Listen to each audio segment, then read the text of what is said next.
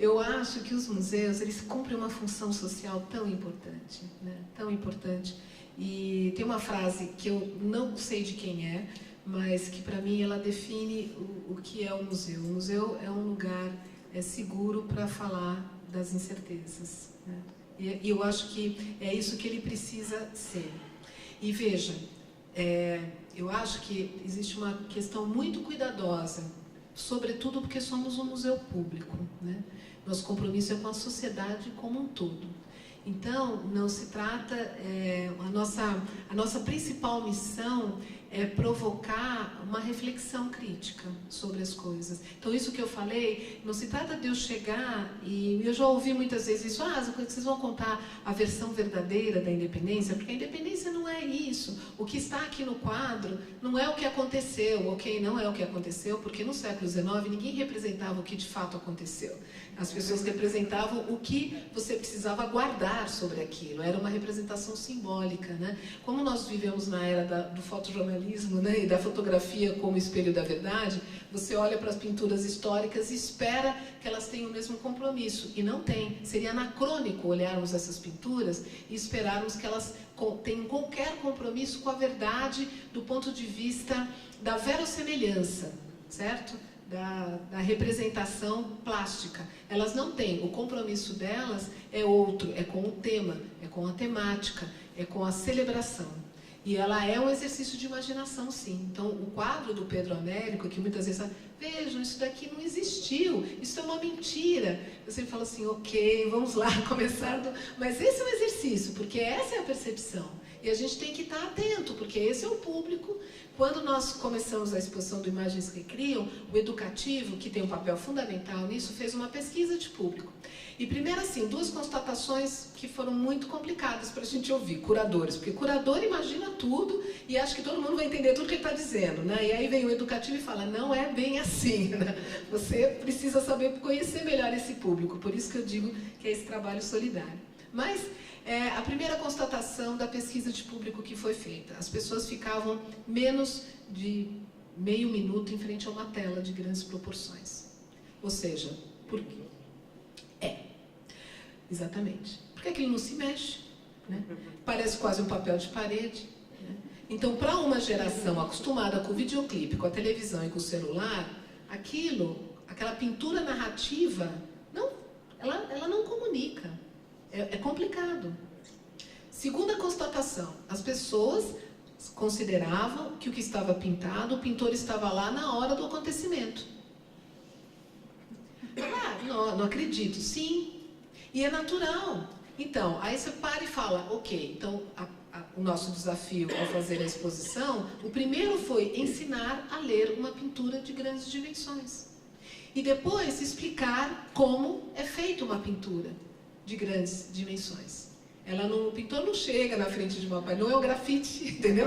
Ele começa, nossa, tem os estudos cromáticos, você aprende na escola, você cita outros, porque uma outra coisa clássica de se falar é a pintura da independência é um plágio. Aquele pintor não tinha imaginação, foi lá e copiou daquele outro pintor francês. Não, era comum e era sinal de erudição você citar na sua pintura uma outra pintura, e você está isso não era um problema, isso se torna um problema depois das vanguardas modernistas, que você não pode nunca repetir, né? O modelito, mas não era assim no século XIX, né? Então você tem a vanguarda, ela traz essa ideia do novo sempre, né? Da inventividade, mas então também não era assim no caso das chamadas pinturas históricas, que é um gênero, né? É um gênero praticado, é aprendido, tem toda uma técnica.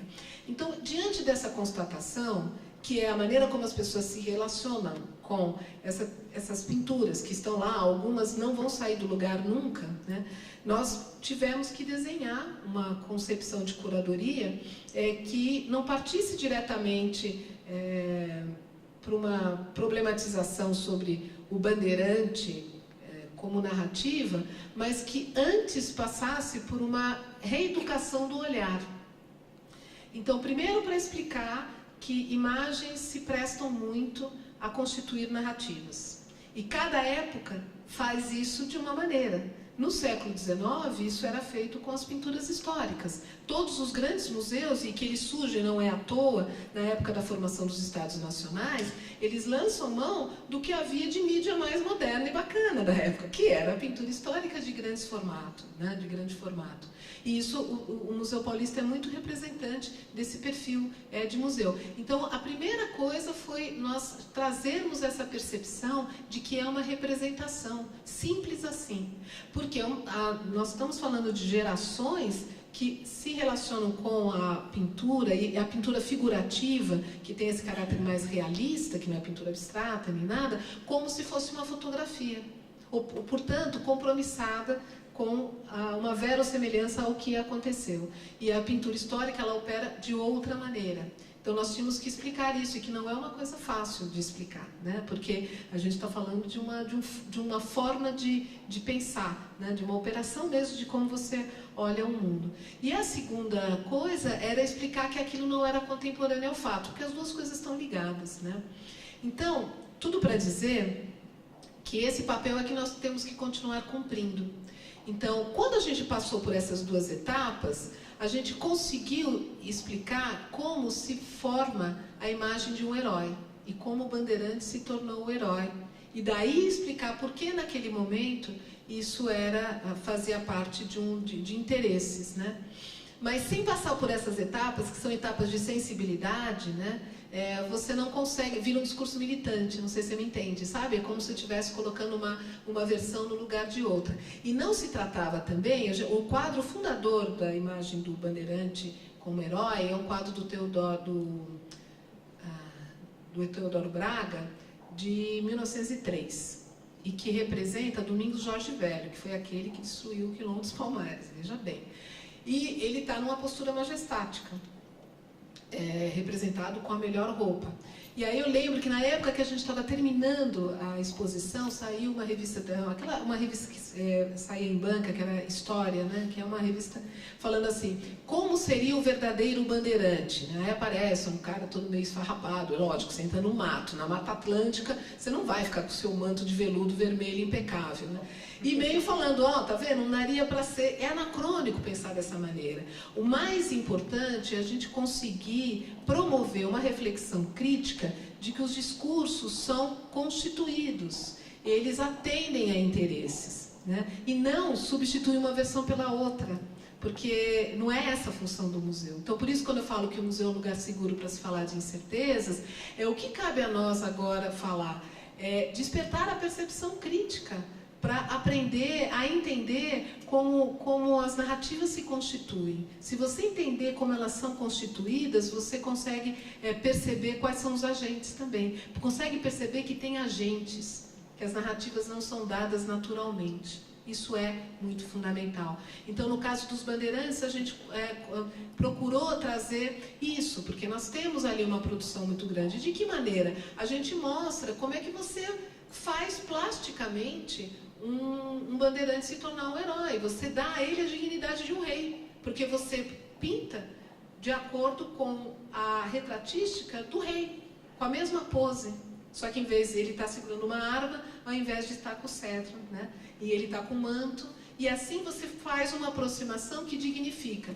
Então, nesse momento, ao explicar isso, ou desconstruir esta forma dessa narrativa visual, o que a gente está chamando a atenção, olha, presta atenção para o que você vê. Porque o que você vê, ela está permeada disso, né? As aproximações ajudam a construir as narrativas, não é só o que se fala sobre. É a maneira como isso se constitui plasticamente. No caso da pintura histórica, né? E esse suporte foi fundamental para divulgar essa ideia do bandeirante, né? E aí a gente trabalhou na exposição também a maneira como essa imagem foi mudando de circuito, e esses elementos plásticos, né? Da postura dele, do gibão, né? Que era uma espécie de armadura, do chapéu, foi se tornando um símbolo que aparece em vários lugares e se repete. Então, eu acho que o nosso papel é muito esse, né, de trazer essa percepção crítica de como, no caso específico, essas narrativas foram constituídas, né, mais do que colocar uma outra narrativa no lugar, né.